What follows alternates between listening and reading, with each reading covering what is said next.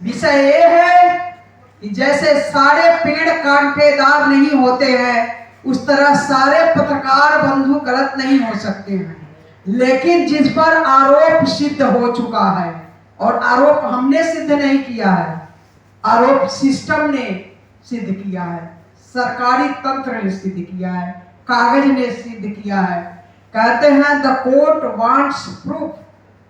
तो प्रूफ रहते हुए भी अगर गिरफ्तारी नहीं हो रही है तो क्यों? बचपन में हम लोग एक फिल्म देखे थे, अंधा कानून। क्या फिर से वो फिल्म बन गई है अंधा कानून? आप लोग उस समय हर डिबेट देखते होइएगा, तो देखते होइएगा किसी कीमत पर कुछ पत्रकार बंधु किसी कीमत पर मानवता को, सामाजिक प्रतिष्ठा को ताक पर रख के आसाराम बापू जी को अपराधी घोषित करने पर तुले हुए थे, किसी भी कीमत पर। और अपने मंसूबे में वो सफल भी हुए। लेकिन कहते हैं सत्य पराजित कभी नहीं हो सकता है, और यही हुआ। ईश्वर के घर में देर है, अंधेर नहीं, वही हुआ।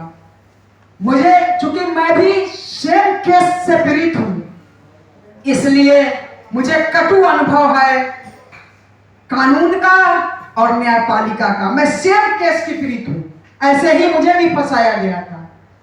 जब देश धर्म हित के लिए आवाज उठाने पर सुरेश भाई चौहान पर 1800 मुकदमा हो सकते हैं एक पत्रकार पर, तो एक नाबालिग बच्ची जो आपके घर की बच्ची हो सकती है, मेरे घर की बच्ची हो सकती है, अगर हम मान रह गए तो किसी के घर की बच्ची दोबारा हो सकती है। उसके लिए इतनी लिबरता क्यों, इतनी नरमी क्यों, मुझे समझ में नहीं आया।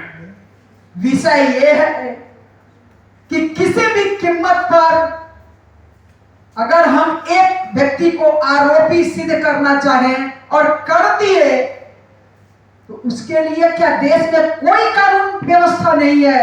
कहीं कहीं उसके लिए कोई नियम, कायदे, कानून लागू नहीं होता है।